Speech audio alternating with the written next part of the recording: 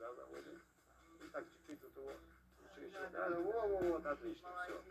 Теперь отвязывайте, но шнурок держите. Так. Страховочный шнурочек привязываем к птице, да, на всякий случай. Вдруг что-то испугается, улетит. Когда молодую птицу учат, вообще первое время, естественно, это делать на привязи. Можно без привязи, но это для страховки. Все, мы ее привязали. Теперь она готова отшлить первый полет. Теперь руку в сторону.